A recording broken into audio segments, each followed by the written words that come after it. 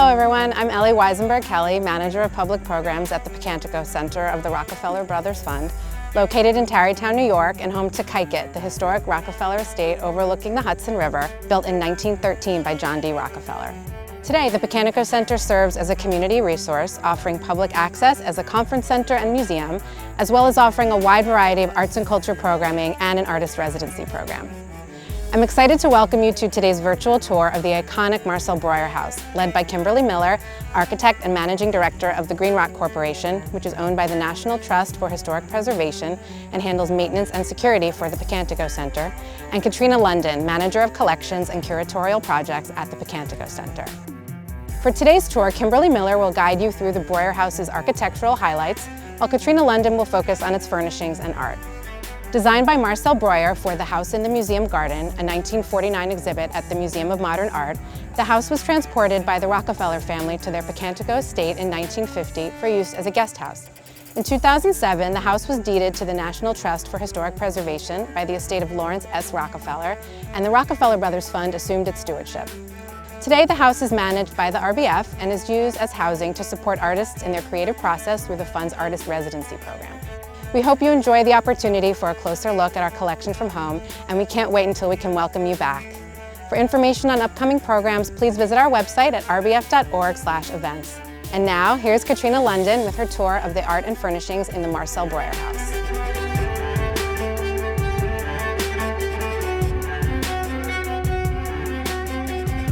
Hello everyone, thank you for joining me today. I'm Katrina London, Manager of Collections and Curatorial Projects at the Picantico Center of the Rockefeller Brothers Fund. Today I will be discussing the art and furnishings in the Breuer House. When the house was exhibited at the Museum of Modern Art, it was furnished with vanguard art pieces and furniture by Breuer and others.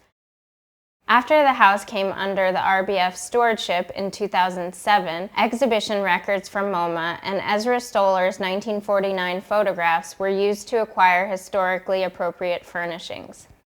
What we will see today is thanks to the efforts of former longtime Kykuit curator Cynthia Altman, who worked with Kim Miller on the restoration of the house for several years. Breuer studied at the Bauhaus under Walter Gropius and taught furniture making there from 1924 to 1928. He designed some of the furniture for this house and selected all of the rest of the furnishings. Here we have a pair of grasshopper chairs by Eero Saarinen, and he was collaborating with Knoll at the time. Created for comfort and lounging, the chair's arm legs reminded Saarinen of a grasshopper's hind legs. They are made of bent laminated wood, a light yet strong material that was used for aviation during World War II and later adapted for furniture manufacture, as many materials were still scarce in the years right after the war. At MoMA, they were upholstered in brown and chartreuse, and Knoll is still producing these chairs, so we acquired a pair and had them upholstered to match. This is a bent plywood nesting table from a set of 3 designed by Breuer in 1936 for Isokon. Cut and bent from a single board, these tables were testimony to Breuer's desire to adapt his favorite design, the tubular steel stool, to every possible material. These tables went back into production at Isokon in 2007 just as the house was being refurnished, so we acquired this set. The other 2 tables are found elsewhere in the house. It was part of Breuer's vision that the furnishings be very flexible. There were originally 3 works of fine art installed in this room when the house was exhibited at MoMA. The first is called Bird Cloud or Bird-like Cloud by Jean Arp, a painted wooden abstract relief created specifically for the project, and Marcel Breuer lent it to the MoMA exhibition. Arp was a founding member of the Dada movement who questioned traditional notions of art and experimented with new forms, creating abstract biomorphic configurations inspired by nature. In MoMA's bulletin for the exhibition, Peter Blake described this work as experiments in relating sculpture and architecture. The rounded forms of Bird Cloud certainly contrast with the rectilinear architectural features and furniture in the room, and its composition serves to draw the eye upward toward the master bedroom. The sculpture by ARP that was here originally when the house was at MoMA did not come with the house to Pecanico, and instead we've put this lithograph by Alexander Calder, which came from the collection that Nelson Rockefeller bequeathed to Keiket. Like ARP, Calder also employed abstract biomorphs and bright colors in his work. He also created a sculpture for the exterior of this house when it was at MoMA, which we'll look at later. Breuer chose two pieces of African sculpture for display in the living room, a Coda reliquary figure and a Dan mask. The choice of these objects speaks to the major influence African sculpture had on European modernists. It also may relate to a preference at the Bauhaus for traditional handmade objects that were seen as an antidote to industrialism. These two pieces are not specifically discussed in MoMA's literature on the exhibition, and the originals displayed in the house have not been found. This is a comparative reliquary guardian figure that would have been used by the Coda of Gabon to mark and protect the bones of revered family ancestors. And here is an example of a similar Dan mask of carved wood at the Brooklyn Museum. Such masks are embodiments of forest spirits that the Dan use in important dance rituals. The sofa that was chosen for the living room was a Knoll sofa with two-tone beige upholstery, and this one, which was acquired at auction in Chicago, is a pretty close match for that original. Florence Knoll was an American architect and designer who became the driving force of Knoll Associates, designing over 100 pieces of furniture. One of Breuer's most interesting designs for the house is a two-piece radio and television receiver made by Philco. Television sets were not yet very common fixtures in American homes at the time. Philco had just released their first consumer television set 1 year earlier in 1948. The switches and controls were located on the coffee table unit so they could be changed without getting up from the couch. Lewis Mumford wrote, "As for Mr. Breuer's combination coffee table, magazine stand, and control cabinet for radio, phonograph, and television, finished in velvety black, it is the piece of furniture the world has been waiting for." Unfortunately, none of these have been found in existence today, so it may have been unique to the house at MoMA. Resting in a tray on top of the Philco coffee table was a set of chemical porcelain labware created by Coors Porcelain Company. While scientific vessels may seem a peculiar choice, these pieces were used widely in modern homes because of elegance, usefulness, durability, and low cost. They are in museum collections, but we have yet to find any with the black lining, which is rare. As we don't have the Philco coffee table that was original, we have here a Knoll coffee table that actually was in the house already when it came to the RBF. The floor covering in the living room was a hand-woven mat of natural plant fibers in a diamond checkerboard pattern. A hand-woven Abaca carpet in the same pattern was ordered for current use. For the master bedroom, Breuer selected a Cubist still life by Juan Gris called Fruit Dish, Glass, and Newspaper from 1916. Which was in MoMA's collection at the time, but is now in private hands. Gris was a Spanish painter and early pioneer of Cubism. In his choice of this work, Breuer may have been referencing the important link between Cubist art and 20th century architecture. Breuer and other modern architects employed the 2D elements of Cubist works, including the faceting of form, spatial ambiguity, transparency, and multiplicity in 3 dimensions. We can see in this 1949 photo how the painting picks up the geometrical lines of the room, as well as the warm colors of the natural wood, woven floor mat, and linens. Today, in place of the Gris, is a Cubist print by the French artist Albert Glaise, who wrote the first major treatise on Cubism with Jean Metzinger in 1912. Right here we have a BKF chair. It's also known as a butterfly chair, sling chair, or Hardoi chair, and it was designed in 1938 in Buenos Aires. The first 2 BKF chairs to come to the US went to MoMA and to Fallingwater, Edgar Kaufman's 1935 home designed by Frank Lloyd Wright. Kaufman accurately predicted that the lightweight and inexpensive lounge chair would become extremely popular in the US.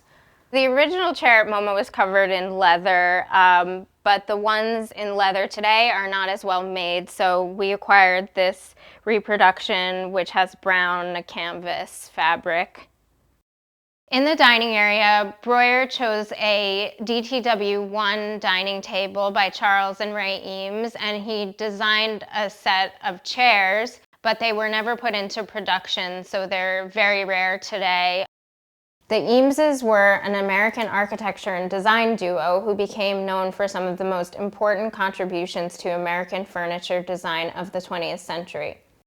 Their DTW table was featured in an exhibit of Eames's plywood furniture at MoMA in 1946. Its tapered legs are completely removable for ease of transport and storage. The table was only produced for a few years, making them quite rare and desirable today. The design of the chairs was a collaboration between Breuer and the United States Forest Products Laboratory. Breuer applied his 15 years experience with plywood with recent developments in high-frequency gluing. The chair could support a load of 500 pounds, and the design was described as ingeniously articulated by the jury of MoMA's 1948 low-cost furniture competition. Today in use is a new dining table in a somewhat similar style, and Breuer's 1928 Cesca chair, which was named for Breuer's daughter Francesca and is made of chrome-plated round steel and a cane seat and back. The chair remains one of Breuer's most popular designs. Among the many kitchenwares in the house were ceramics by Edith Heath. She was a well-known potter. She founded Heath Ceramics in 1948 with the mission to produce simple, good things for good people. Today, Heath Ceramics is still a privately owned company that employs 50 craftspeople. The French Grey used in the MoMA exhibit house is still in production. So we acquired this set. However, their iconic teapot was not available in the French Grey, so we have this redwood version. The glassware that we can see in the photo at MoMA was by Costa of Swedish manufacture. There were also 2 alto vases in the house, which may be the item we see on the shelf at far left. Alvar Aalto was a renowned Finnish architect and designer who was a pioneer in his use of organic forms and naturally derived materials. When he first showed this vase at the World's Fair in 1937, its undulating curves and amorphous shape caused a sensation. It is still manufactured today by Iittala and remains its best seller. We're in the playroom, which today is used as a workroom. This desk by Paul Macabre was acquired, and we also have a Tolomeo lamp by Michel Delucchi. And I'm sitting in one of the other Breuer chairs that are currently in use in the house today. It's a 1928 B34 cantilever chair made of tubular steel and upholstered in leather. The playroom was furnished with large square cushions in blue and red and included a wooden train, a loom, a tool bench, and tools from Creative Playthings. The toys were chosen to spark creativity in different ways. The hollow block furniture could be arranged and rearranged. This maintained Breuer's vision of flexibility within the interior and promoted the idea of unstructured play. The playroom was one of the most admired rooms when the house was exhibited at MoMA. Even Eleanor Roosevelt commented, "I particularly like the children's playroom with nothing but those hollow blocks which could be made into furniture and still remain toys." Another iconic Breuer chair found in the house today is the Vasily chair, named after the artist Vasily Kandinsky, who taught at the Bauhaus at the same time as Breuer and admired its design. This armchair, the first piece of furniture ever made of tubular steel, signaled Breuer's enormous influence on 20th century design.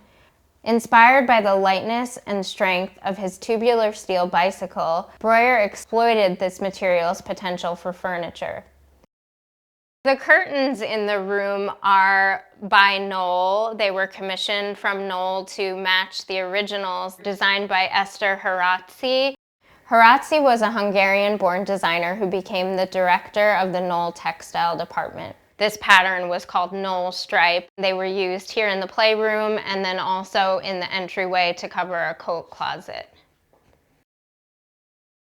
Breuer chose Femme à la Toilette by Fernand Léger for display in the guest bedroom. The painting was in MoMA's collection at the time, but is now privately owned. The painting is a depiction of a woman at a vanity table combing her hair that combines multiple viewpoints and fragmented and abstracted geometric form. Léger was a French artist who made unique contributions to Cubism through his use of disjointed forms, bold colors, and tubular shapes, which were strongly influenced by modern industrial machines and technology. As with the Gris in the master bedroom, the painting coordinates well with the design features of the room. On the other side of the room was Spirit of a Letter or Letter Ghost by Paul Klee from MoMA's collection. Breuer may have chosen this work as a tribute to Klee, who he met at the Bauhaus and whose sense of line, color, and form had a major influence on Breuer's designs. This 1937 work depicts an envelope that Klee has transformed into a haunting figure. It may reflect the growing anxiety just before World War II, when letters were crossing frontiers that people could not. Since there were no works by Paul Klee here at Kykuit to put in its place in the guest bedroom, we chose a screen print by Annie Albers called Orange Meander. She was one of Klee's students at the Bauhaus, who would become one of the most influential textile artists of the 20th century, and is credited with blurring the lines between traditional craft and art. Next to the Klee on the built-in shelf unit was originally a woven basket described as Haitian in MoMA's archival documents. Research didn't reveal any Haitian baskets that were similar, but as the form resembles an African warming basket, we acquired a newly handmade one from Senegal for this location. Also in the guest room was Eero Saarinen's 1946 womb chair. Made of upholstered latex foam with a chrome-plated steel rod base, it was the first fiberglass chair to be mass-produced in America. Saarinen said it was designed on the theory that a great number of people have never really felt comfortable and secure since they left the womb. The chair is an attempt to rectify this maladjustment in our civilization. Today, more than ever before, we need to relax. Knoll has continued to offer this chair, and just as the Pecanico house was being furnished, it became available in blue, which is the color used by Breuer in 1949. Here we are in the children's bedroom, where originally there were shades described as bamboo. So we've installed these new Roman matchstick wooden shades based on the photos. In the children's bedroom and elsewhere in the house were Charles and Ray Eames's famous 1946 DCM chair, also known as the dining chair metal. Made of molded plywood and metal, the DCM chair is a classic example of the Eames's philosophy of the honest use of materials and was named one of the best designs of the 20th century. When the house in the museum garden was at MoMA, a black metal sculpture was affixed to the west outer wall. This piece was created especially for the house by Alexander Calder, a revolutionary American sculptor who is best known for his invention of the mobile. Unlike his kinetic mobiles, Calder's stabiles were stationary abstract sculptures, most often made of painted sheet metal. MoMA's exhibition brochure states that the stabile for the Breuer house was painted black to contrast with the cypress wood siding of the house. As it can no longer be displayed outdoors, the sculpture can now be seen in Kykuit's galleries, along with several other works by Calder. I hope you've enjoyed this in-depth look at this very special house. Thank you again for joining me, and we hope to see you soon at the Pecanico Center.